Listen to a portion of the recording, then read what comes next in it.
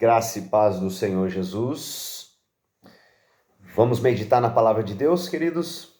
Vamos falar daquilo que nos traz esperança, daquilo que nos traz força para viver. Eu convido você a abrir nos Salmos 34, no versículo 19. Salmos 34, versículo 19. Se você não tem uma Bíblia, pega uma caneta, anota, tá bom? Para sua meditação. Medita nos Salmos inteiro, porque é um Salmos inspirador, tá? Eu só quero ler o versículo 19. Muitas são as aflições do justo, mas o Senhor de todas o livra. Vou repetir. Muitas são as aflições do justo, mas o Senhor de todas o livra. Amém? Que palavra maravilhosa é essa, não? Ouvir isso de um homem que foi chamado segundo o coração de Deus. Na sua empiricidade, o salmista Davi disse que muitas são as aflições do justo, mas de todas o Senhor o livrará. Como isso traz esperança para o nosso coração, né? Nada melhor do que o salmista Davi para nos deixar um conselho tão poderoso como esse. Um homem que passou por várias experiências, teve vários livramentos, passou por circunstâncias constrangedoras, por momentos muito difíceis. Tanto é que no Salmo 51, quando você vai ler o Salmo 51, você vai ver que Davi externava e sabia exprimir com muita eloquência a sua dor. Porque ele estava passando por um momento muito difícil, ao qual ele havia adulterado com Betseba e forjado também um homicídio. Davi foi um homem chamado segundo o coração de Deus, mas teve os seus contrapontos. Davi foi um cara que também pisou na bola. E não teria um personagem melhor do que esse para que nós viéssemos então a analisar e olhar para tudo aquilo que Davi passou e enxergar na vida de Davi atributos inefáveis do Senhor, como misericórdia, como justiça, como bondade, como amor. Porque Davi, ele era um cara de uma intimidade tremenda com Deus, a ponto de ser chamado o homem segundo o coração de Deus. E o Salmos 34, se você for ler ele no seu contexto, Davi, ele está passando por um momento de aflição porque ele está fugindo de Saul. Davi, todos nós sabemos que quando ele recebe o óleo da unção e o Senhor o separa para ser o novo rei de Israel, Davi ele começa a se despontar. Davi ele começa então mostrar a glória do Senhor na personificação do seu ser. E quando Davi ele começa então a se destacar, primeiramente algo que fica visível diante dos olhos dos homens, foi quando Davi ele extirpou da face da terra um homem que estava assolando moralmente o povo de Israel, que era Golias. Quando Davi mata Golias, então ele passa a ser um guerreiro do exército do rei Saul. E quando Davi ele começava vamos dizer assim, o seu ministério na guerra, quando ele começou o seu ministério, quando ele começou a exercer, né, a sua vida como um soldado no exército de Saul, ele começa a se despontar, ele começa a matar muitos inimigos, e ele começa a conquistar, a galgar, ele sai num encalço de lutar contra as outras nações, e ele sai vitorioso. E não só vitorioso, mas ele sai aclamado pelo povo. E quando Saul ele começa a ver que Davi ele começa a ser aclamado pelo povo, ele começa a ficar enciumado. Davi, ele é tão aclamado que as mulheres começam a cantar. Saul matou os seus milhares, mas Davi matou os seus 10 milhares. Quando Davi começa a despontar, ele começa então a gerar inveja em terceiros. E essa inveja entrou no coração, nada mais, nada menos do que o rei de Israel. E isso é tão, assim, pedagógico, queridos, porque quando a inveja ela entra no coração de Saul,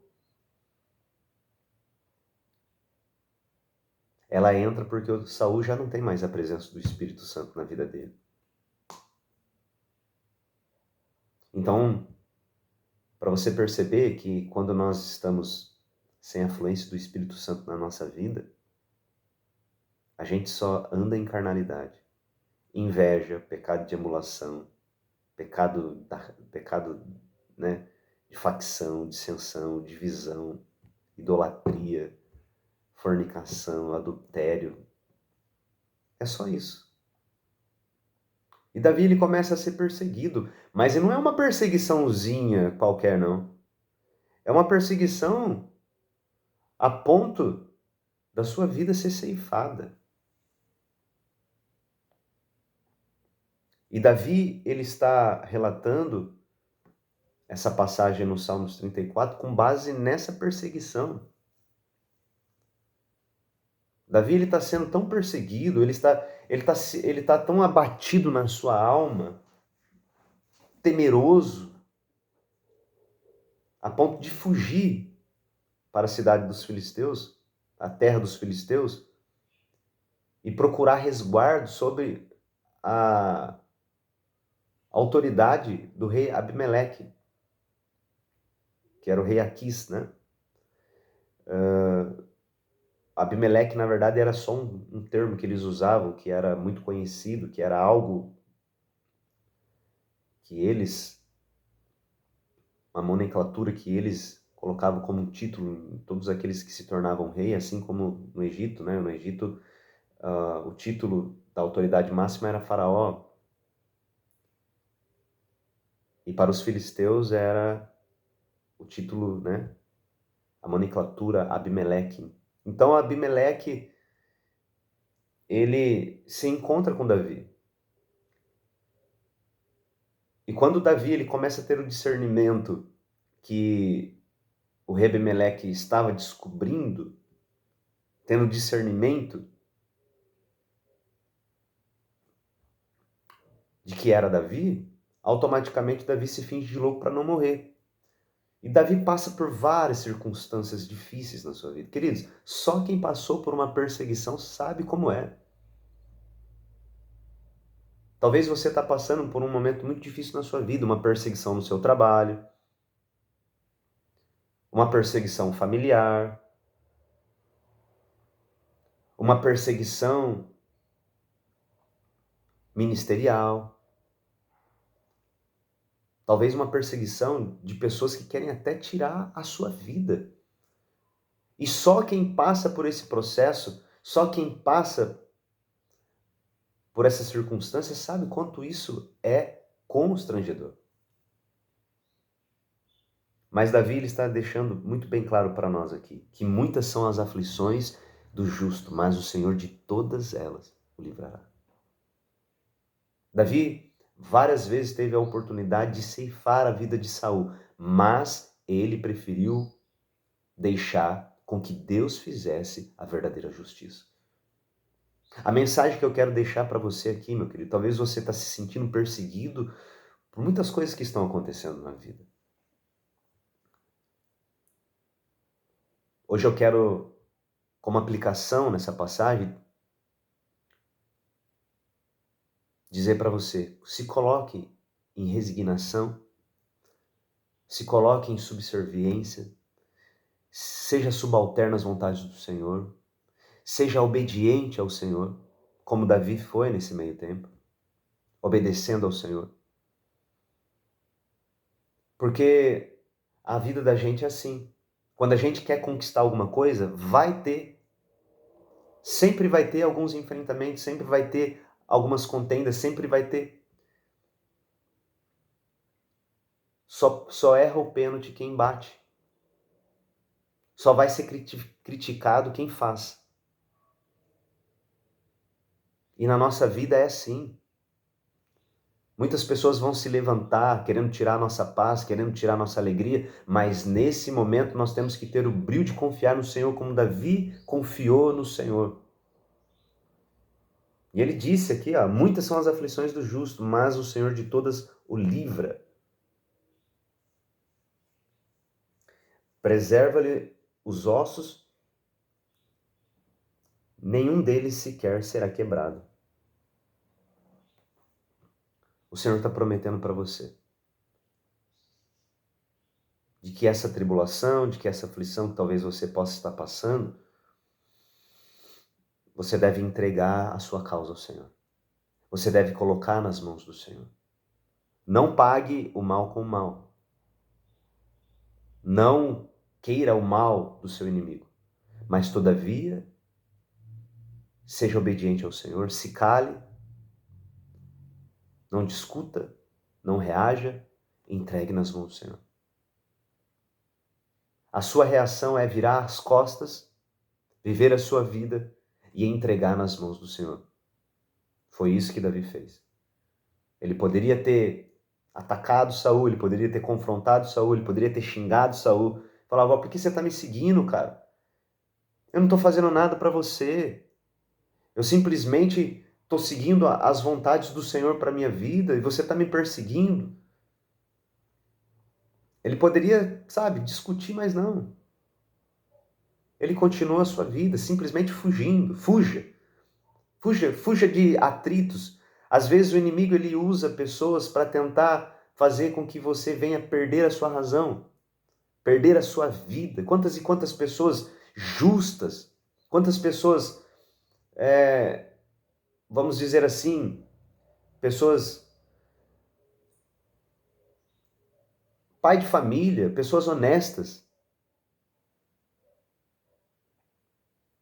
passaram a ouvir a voz do diabo, se permitiram ter os seus corações inflamados pela raiva e acabaram fazendo besteira. Quantas pessoas entraram em brigas desnecessárias e acabaram, no fim de todas as coisas, sendo lesado na sua moralidade, na sua vida física. Muitos até perderam suas vidas. Não vale a pena, entregue. O Senhor é o justo juiz, entregue a sua causa ao Senhor.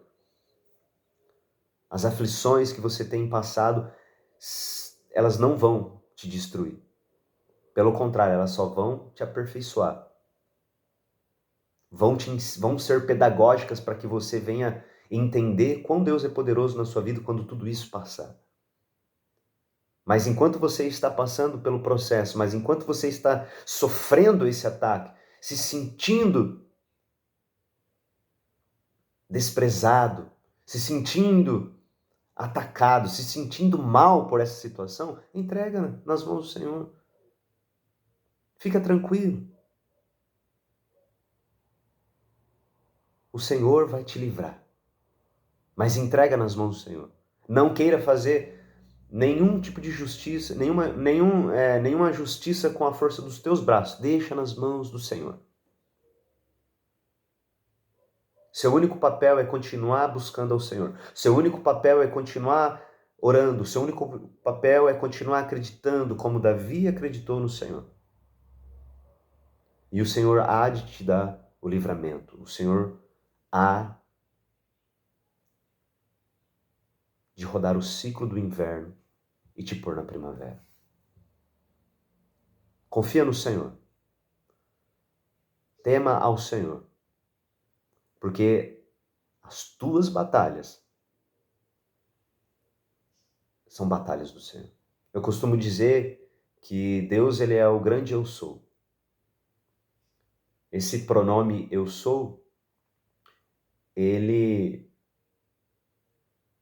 foi um pouco subjetivo, principalmente para Moisés, quando se encontrou com o Senhor, e ele falou assim, ó, se você vai me enviar lá para o Egito e vai me usar para trazer o povo de volta, quando eu chegar lá eu vou dizer que quem me enviou. Ele fala, eu sou o grande eu sou o que sou. Simplesmente fala isso. Sabe por quê, queridos, Deus fala isso? Porque Deus ele é muito grande para ser uma coisa só na nossa vida.